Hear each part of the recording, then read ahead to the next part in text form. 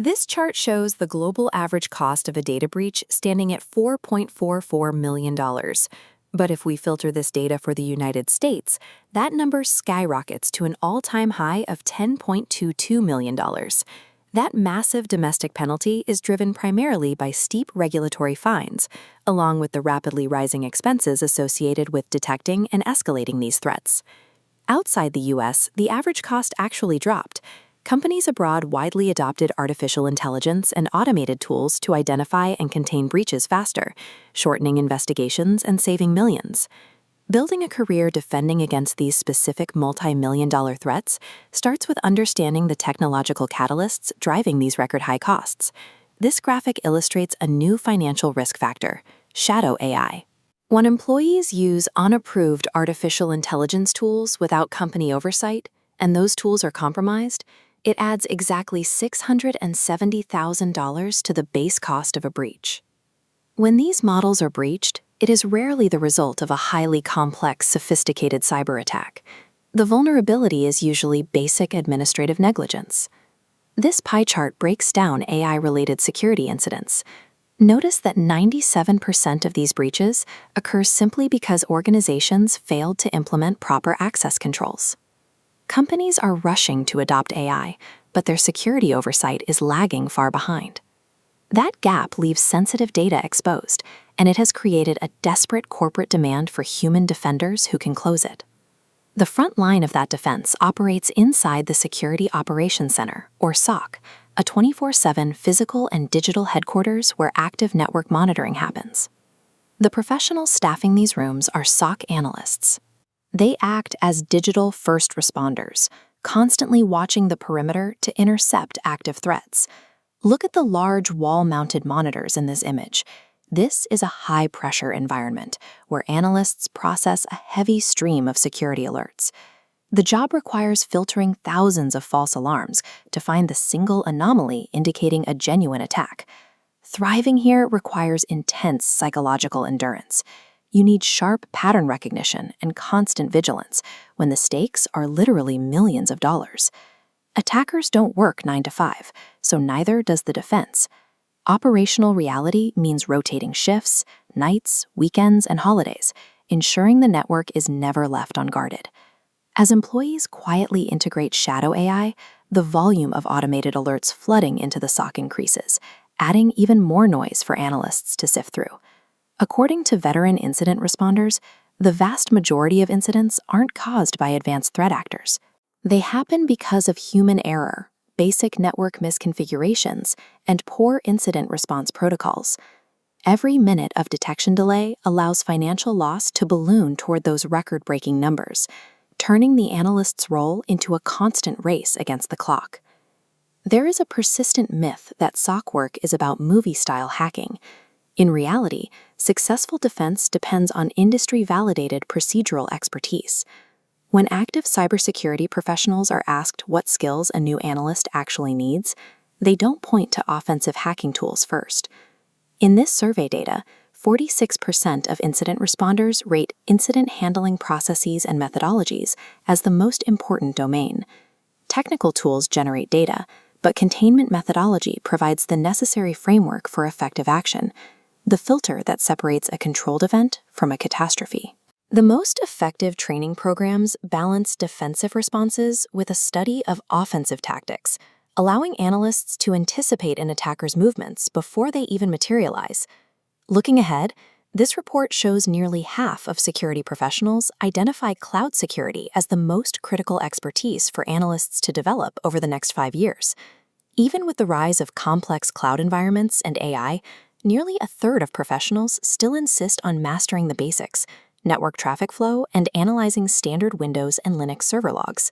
A high-paying career defending networks relies on a foundation of procedural discipline and a deep understanding of core IT infrastructure. While SOC analysts are on the front lines putting out fires, they rely entirely on infrastructure built by someone else.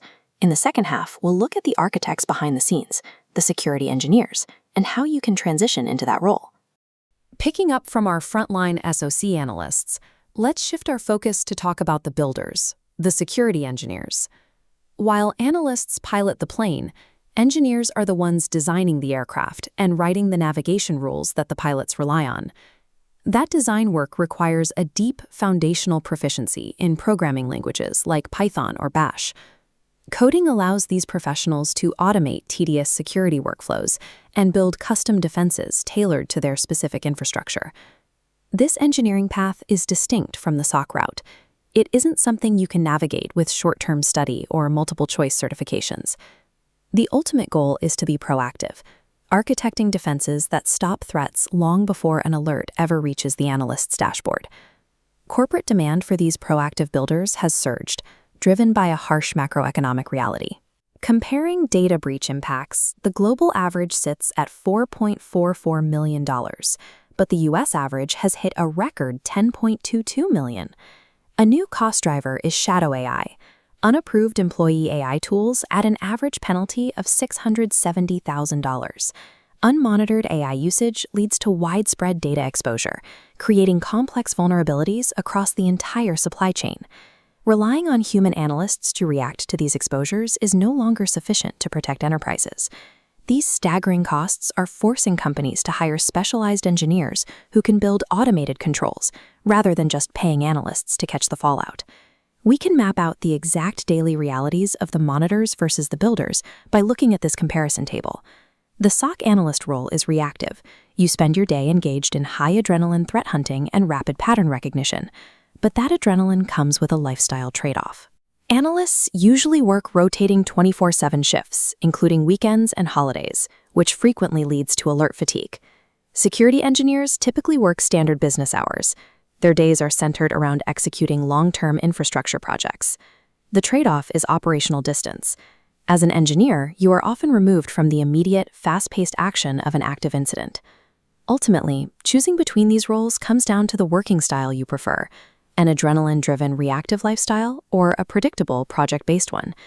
This shift in responsibility also comes with a distinct financial premium for the builder path. This bar chart outlines the salary ranges. A SOC analyst can expect to earn between $50,000 and $130,000, but there is a clear ceiling for the role. Security engineers see a much higher ceiling. Salaries start around $75,000 and scale to over $250,000 for staff-level roles.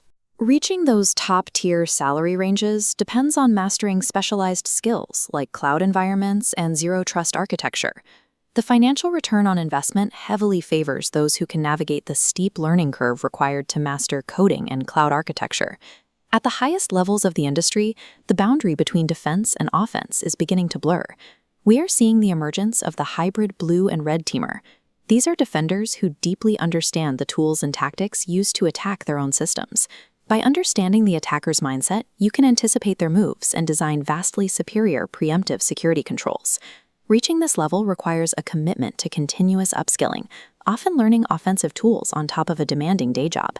To truly excel as a modern builder, you have to understand the methods of the person trying to tear your systems down. Most engineers don't start in engineering. They begin in the SOC and transition over a 3 to 5 year period. This flowchart maps that exact roadmap. Step 1 is learning to code. You most dedicate time to mastering Python for automation and Bash for system administration. Step 2 is developing deep infrastructure skills. Investigating how your SOC tools are deployed and maintained is essential. Step 3 is taking on unsolicited engineering projects. Start by writing and proposing custom detection rules for your current team. Finally, Step 4 is pursuing targeted cloud security certifications to prepare your resume for the pivot into an engineering role. The reality of this roadmap is the sacrifice. It requires using your personal time or slow shift hours to study, which temporarily extends your workday. This transition is a deliberate multi-year investment of effort designed specifically to buy your way out of the reactive alert queue. The SOC analyst path is the right choice if you thrive on reacting, solving high-stakes puzzles, and want the fastest entry into the field.